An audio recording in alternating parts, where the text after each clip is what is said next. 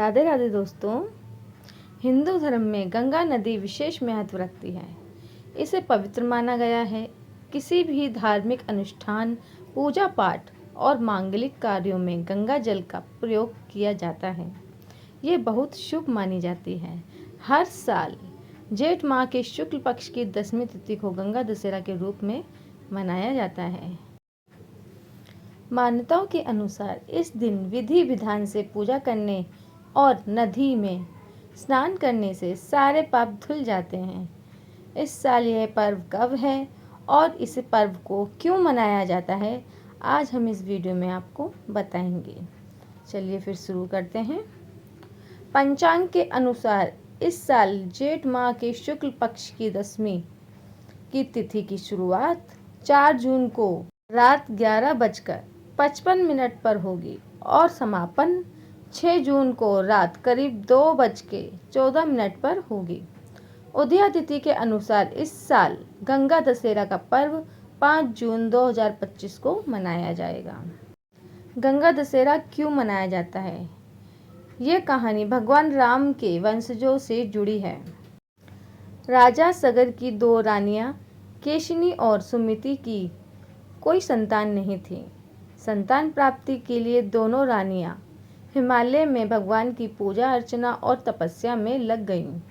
तब ब्रह्मा के पुत्र महर्षि भृगु ने उन्हें वरदान दिया कि एक रानी से राजा को 60,000 अभिमानी पुत्र की प्राप्ति होगी, जबकि दूसरी रानी से एक पुत्र की प्राप्ति होगी जो सुशील और विवेकी होगा। केशिनी ने एक पुत्र को जन्म दिया, जबकि सुमिति के गर्भ से एक पिंड का जन्म हुआ। उसमें से 60,000 पुत्रों का जन्म हुआ। एक दिन राजा सगर ने अपने यहाँ पर एक अश्वमेध यज्ञ करवाया।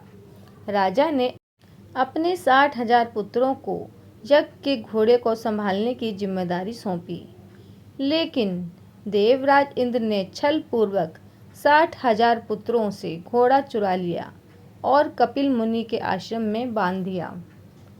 सुमिति के 60,000 पुत्रों को घोड़े के चुराने की सूचना मिली तो सभी घोड़े को ढूंढने लगे। तभी यह कपिल मुनि के आश्रम पहुँचे।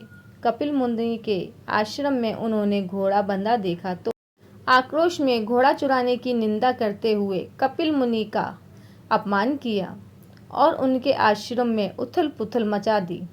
यह सब देख तपस्या में बैठे कपिल मुनि ने जैसे ही आंख खोली तो आंखों से ज्वाला निकली, जिसने राजा के 60,000 पुत्रों को भस्म कर दिया। इस तरह राजा सगर के सभी 60,000 पुत्रों का अंत हो गया, लेकिन उनकी अस्थियां कपिल मुनि के आश्रम में ही पड़ी रहीं। राजा सगर जानते थे कि उनके पुत्रों ने जो किया है उसका परिणाम यही होना था।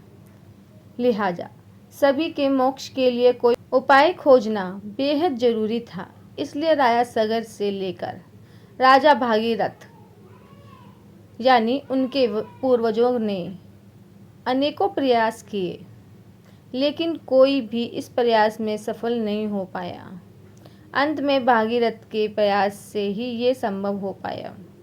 कहानी में कहा गया है कि भागीरथ की कठोर तपस्या से प्रसन्न होकर माँ गंगा को हिमालय से धरती पर आना पड़ा। माँ गंगा सबसे पहले पर्वत पर आई, इसलिए उस दिन को हम गंगा सप्तमी के नाम से जानते हैं।